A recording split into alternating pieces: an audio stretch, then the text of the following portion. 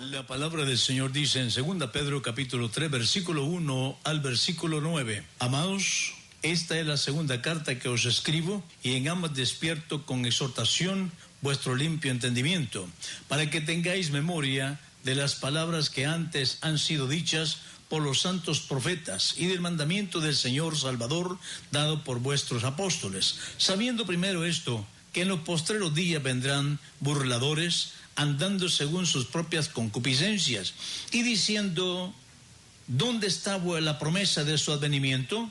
Porque desde el día en que los padres durmieron, todas las cosas permanecen así como desde el principio de la creación. Estos ignoran voluntariamente que en el tiempo antiguo fueron hechos por la palabra de Dios los cielos y también la tierra, que proviene del agua, y por el agua subsisten, por lo cual el mundo de entonces pereció anegado en agua. Pero los cielos y la tierra que existen ahora están reservados por la misma palabra, guardados para el fuego en el día del juicio y de la perdición de los hombres impíos. Mas, oh amados, no ignoréis esto, que para con el Señor un día es como 1000 años, y 1000 años como un día. El Señor no retarda su promesa, según algunos la tienen por tardanza, sino que es paciente para con nosotros, no queriendo que ninguno perezca, sino que todos procedan al arrepentimiento. Su promesa no tarda. Dios ha tenido un mensaje para el hombre desde el principio. Siempre ha sido su gracia extendida, su amor, su bondad y misericordia en favor de la humanidad. Ese mensaje de gracia, cuando no ha sido atendido, ha venido entonces con castigo, y ambos siempre van juntos. Gracia y castigo han ido siempre juntos. Noé fue un pregonero de justicia.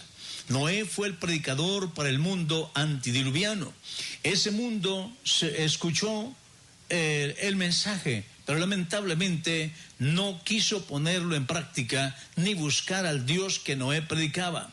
Y entonces vino realmente aquí el mensaje de gracia para ellos.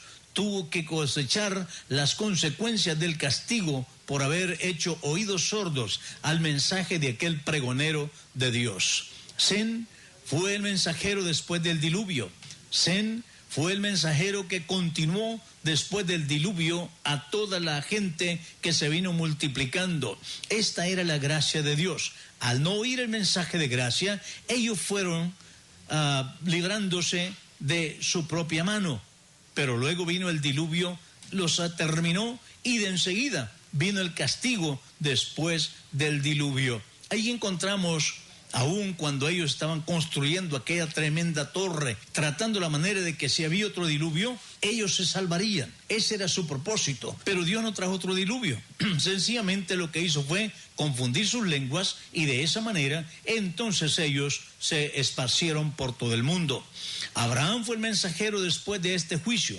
Abraham dio el mensaje de Dios. El pueblo no escuchó la voz de Dios. Dios los envió como esclavos a Egipto, más de 400 años allá, para que ellos entiendan que Dios dice la verdad y que el hombre tiene que obedecer voluntariamente, y si no, se debe de atener a las consecuencias.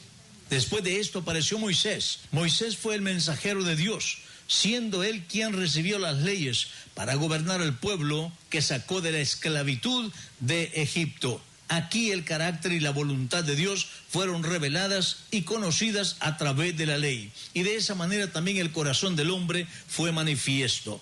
Todos los profetas anunciaron el mensaje de Dios. Los profetas fueron administradores de la palabra, de la voluntad de Dios y de los juicios de Dios. Fueron los ojos y la boca de Dios anunciando el mensaje. El pueblo no escuchó a estos hombres que hablaban el mensaje de Dios. De esta manera entonces vemos las consecuencias, y ahí los tenemos completamente en la ruina. Jesús y sus apóstoles el día de Pentecostés siguieron anunciando el mensaje de los apóstoles, aquel mismo mensaje que Jesús había dado. Jesús vino y ministró en favor del pueblo. Los apóstoles vinieron y ministraron los bienes de Dios a favor del pueblo. Y aquí estamos todavía anunciando este glorioso retorno de Jesús, el mensaje de salvación.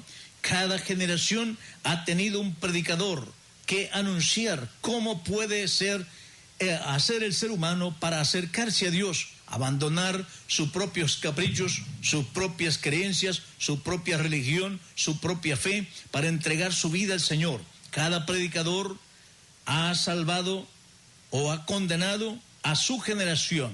Si el ser humano oye el mensaje y se persuade, recibe la salvación que el Señor le ha dado, entonces ha escapado. Pero si no escucha el mensaje, él es responsable por sí mismo de lo que ha escuchado y no quiso obedecer. En el juicio de las naciones, ahí encontramos donde los predicadores estarán presentes para cada uno informar que fueron los predicadores en su época. Aunque muchos el regreso de Jesús no lo creen, pero la verdad es que la palabra de Dios es contundente. Este mensaje para muchos, el regreso de Jesús por su iglesia es de mucha tardanza y que Él no ha venido, y este mensaje siempre ha sido así. La gente dice, ¿de cuándo están diciendo? Y no viene, pero la palabra de Dios dice que su promesa no tarda. Nada más que Dios es paciente, no queriendo que la gente se pierda, y muchas veces por estar buscando que no se pierda la gente, aún a veces los mismos salvos se siguen perdiendo. Pero aquí vemos que no es tardanza. El Señor regresa por su pueblo muy pronto, levantará a su iglesia y luego regresa a la tierra para un juicio a este mundo. Él ha dicho que regresa y lo hará. Es lamentable que para algunos es una tardanza y su ruina. Han regresado al mundo o se han desviado tras las enseñanzas falsas, diabólicas.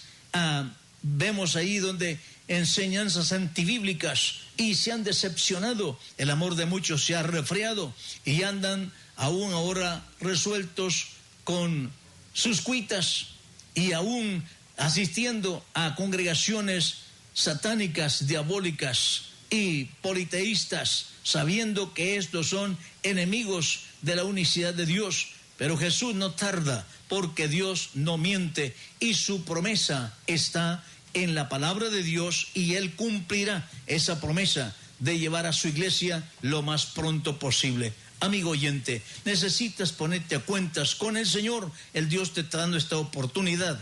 Debes renunciar al pecado, bautizarte en el nombre de Jesucristo, recibir el don del Espíritu Santo y decir que Jesús es el nombre